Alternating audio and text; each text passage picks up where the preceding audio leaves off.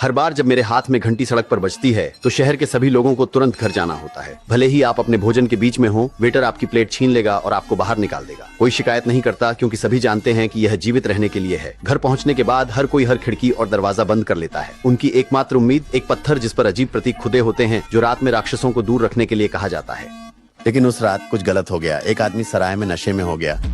मालिक ने उसे कुछ बार लात मारी लेकिन वह नहीं जागा। कोई चारा न देखकर उसने उसे रात भर वहीं सोने दिया। घर पर उसकी पत्नी और बेटी इंतजार कर रही थी, लेकिन देर हो गई। माँ ने हर खिड़की को दोबारा जांचा। बेटी ने हमेशा की तरह अपनी सोने की प्रार्थना की। जैसे ही वह बिस्तर में जा रही थी, उसने खिड़की के बाहर अपनी दादी की आवाज सुनी। उसने पर्दा खोला और अपनी दादी को वहाँ खड़ा देखा, लेकिन उसे ये एहसास नहीं हुआ कि वे दूसरी मंजिल पर रहते हैं। वहाँ कोई खड़ा नहीं होना चाहिए। मैं बहुत अकेला हूँ। बेबी प्लीज, बस शायद मैं अंदर आ सकता हूँ। बेबी नहीं। अगली सुबह वो आदमी लड़खड़ाते हुए घर पहुंचा। अभी भी नशे में था और उसने देखा कि पड़ोसी उसके दरवाजे पर इकट्ठा थे। मैंने तुमसे क्या कहा था फ्रैंकी, तुम्हारे बच्चे हैं तो खिड़कियां बंद कर दो।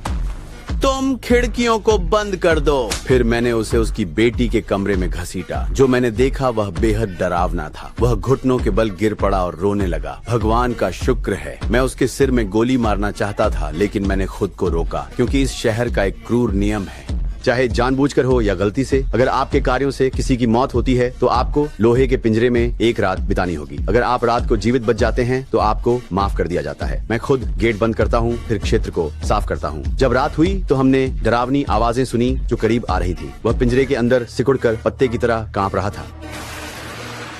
अगली सुबह मैंने उसके शरीर को एक ट्रेलर पर ले जाया। जब यह हो गया तो मैंने जंग लगे पुराने पिंजरे की मरम्मत की, उम्मीद करते हुए कि कोई और अंदर न फंसे। शहर के लोग गरीब माँ और बेटी के लिए प्रार्थना करने के लिए इकट्ठा हुए। तभी एक आरवी धीरे धीरे अंदर आई। सभी ने हैरानी से देखा।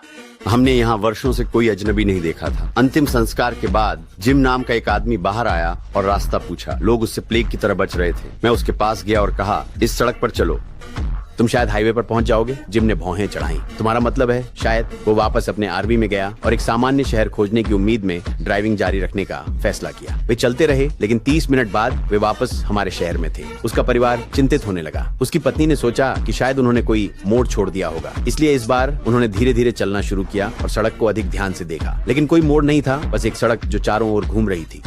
वे फिर से एक चक्कर लगाकर वापस शहर में आ गए।